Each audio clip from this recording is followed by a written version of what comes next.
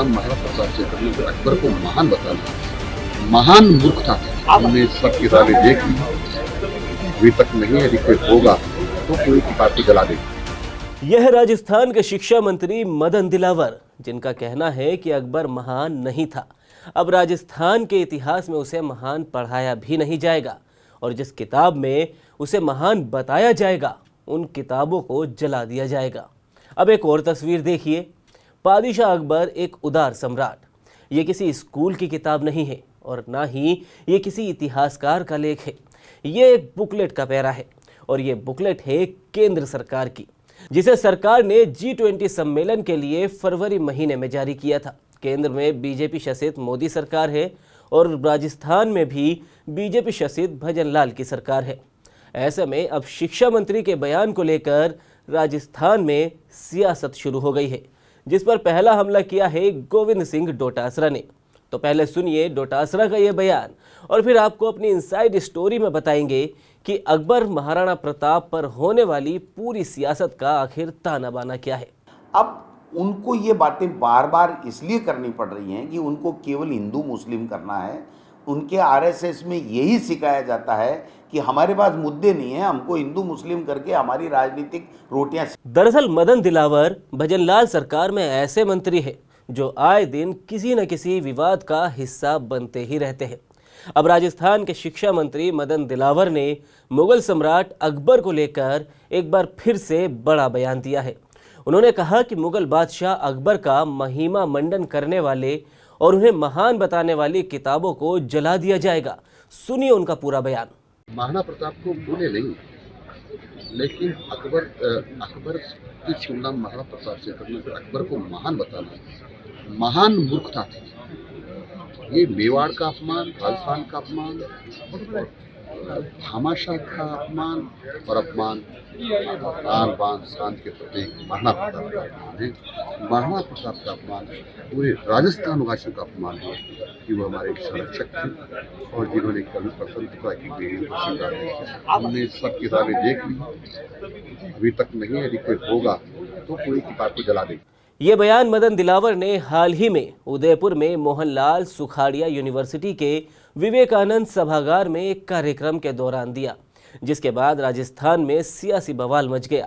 बवाल के साथ साथ इस बयान पर खूब आलोचना भी हो रही है। इस आलोचना की वजह भी आपको बताएंगे, लेकिन उससे पहले आपको बताते हैं कि आखिर उपचुनाव से पहले एक बार फिर से क्यों अकबर महान वाला मुद्दा उठाने की कोशिश की जा रही है। दरअसल अकबर महान वाला विवाद इससे पहले भी मदन दिलावर उठा चुके हैं। लोकसभा चुनाव से पहले फरवरी महीने में मदन दिलावर और खुद मुख्यमंत्री भजनलाल शर्मा ने इस मुद्दे को हवा दी थी। कभी इस दुनिया में अकबर महान नहीं हुआ। उन्होंने अपने पाठ पुस्तक में अकबर को महान बताने का काम किया। अकबर कभी महान नहीं हुआ, महान नहीं था। अकबर एक आक्रांता था, बलात्कारी था, मीना बाजार लगा करके सुंदर सुंदर लड़कियों को ले जा करके उनके साथ दुष्कर्म करता था, इसलिए उसको महान कहना मूर्खता है। राजस्थान में लोकसभा चुनाव के नतीजों में बीजेपी को 11 सीटों का नुकसान हुआ। कहा जा रहा है कि इसी तरह के बयानों के बाद बीजेपी को लोकसभा में नुकसान झेलना पड़ा। अकबर महान है या नहीं ये तो हम नहीं कह सकते, लेकिन बीजेपी को अपनी ही विचारधारा को लेकर आलोचना झेलनी पड़ रही है, क्योंकि एक तरफ शिक्षा मंत्री मदन दिलावर अकबर को आक्रांता बता रहे हैं, तो वहीं केंद्र सरकार की बुकलेट अकबर को लोकसभा चुनाव से पहले ही महान सम्राट बता चुकी है। दिलावर के बयान पर पीसीसी चीफ गोविंद सिंह डोटासरा ने निशाना साधते हुए कहा कि मदन दिलावर सस्ती लोकप्रियता के लिए इस तरह के बयान देते हैं।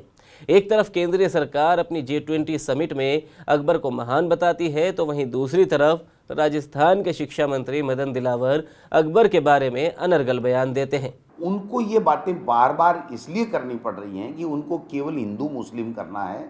उनके आरएसएस में यही सिखाया जाता है कि हमारे पास मुद्दे नहीं है, हमको हिंदू मुस्लिम करके हमारी राजनीतिक रोटियां सेकनी हैं।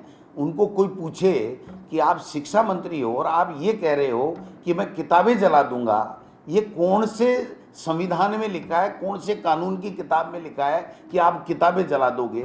और अगर आप खुद ही कह रहे हो कि नहीं लेकिन हमने चेक करवाया उसमें ऐसा नहीं है, तो फिर आप ये बयान क्यों दे रहे हो?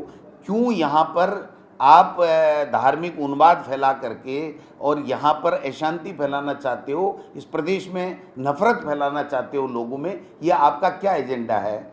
G20 देख लीजिए कि उस G20 के अंदर आपकी भारत सरकार ने इसी मोदी जी के प्रधानमंत्री के कार्यकाल में किस प्रकार से किस किस लोगों को क्या परिभाषित किया गया और उनकी जीवनी के बारे में क्या लिखा गया है, वो थोड़ा सा अगर ध्यान कर लेते, वो चीज़ देख लेते, तो इस तरीके का वाहियात बयान वो नहीं देते। वैसे तो डोटासरा ने केंद्र सरकार के जिस बुलेटिन की बात कही, उस पर हम पहले भी एक पूरा वीडियो कर चुके हैं, जिसे आप डिस्क्रिप्शन बॉक्स में दिए गए लिंक पर जाकर क्लिक कर देख सकते हैं। लेकिन वापस मदन दिलावर के बयान पर आते हैं। इससे पहले भी राजस्थान सरकार बिना कुछ सोचे समझे अकबर पर सवाल उठाकर न केवल देश के इतिहास को बल्कि केंद्र की सरकार के उस बुकलेट तक को नकार चुकी है, जिसे मोदी सरकार ने G20 समिट के लिए जारी किया था। और इसमें अकबर को धर्मनिरपेक्ष नीतियां और गैर मुस्लिमों के प्रति अन्याय को बंद कराने वाले फैसलों की तारीफ की गई थी। G20 समिट के लिए जो बुकलेट मोदी सरकार द्वारा जारी की गई थी, उसमें अकबर को एक उदार सम्राट बताया गया था। इस बुकलेट में लिखा था कि अच्छा प्रशासन वही है जिसमें बिना धार्मिक पक्षपात के सबके हित निहित हो। तीसरे मुगल पादिशाह अकबर ने भी एक ऐसे ही लोकतंत्र की स्थापना की। धर्म के आधार पर होने वाले पक्षपात के विरुद्ध कदम उठाते हुए उन्होंने सुलह कुल अर्थात विश्व शांति के सिद्धांत का प्रस्ताव रखा। उन्होंने गैर मुसलमानों पर लगाए जाने वाले जजिया कर को भी सदैव के लिए समाप्त कर दिया। खैर, G20 समिट के लिए जारी की गई बुकलेट में सम्राट अकबर से जुड़े इतिहास और अकबर की शासन पद्धति की तारीफ में और भी कई कसीदे लिखे गए हैं, लेकिन CM भजनलाल और शिक्षा मंत्री मदन दिलावर के लगाए गए आरोपों का जिक्र उसमें नजर नहीं आता। अब ऐसे में अकबर को लेकर सवाल उठाने वाले शिक्षा मंत्री को अकबर के प्रति केंद्र सरकार की इस सोच या उनकी तरफ से लिखे गए वक्तव्य के बावजूद फिर से अकबर महान वाला मुद्दा उठाना कतई ठीक नहीं लगता। मदन दिलावर को साफ करना चाहिए कि क्या अकबर को लेकर केंद्र सरकार झूठ बोलती है या फिर राजस्थान में 2024 वाला सियासी मुद्दा अब उपचुनाव से पहले एक बार फिर से उठाने की कोशिश की जा रही है। शिक्षा मंत्री के इस बयान पर आपकी क्या राय है? आप अपनी राय हमें कमेंट बॉक्स में ज़रूर बताएं। वीडियो को लाइक करें, शेयर करें और राजस्थान से जुड़ी हर खबर के लिए आप देखते रहिए TV9 राजस्थान।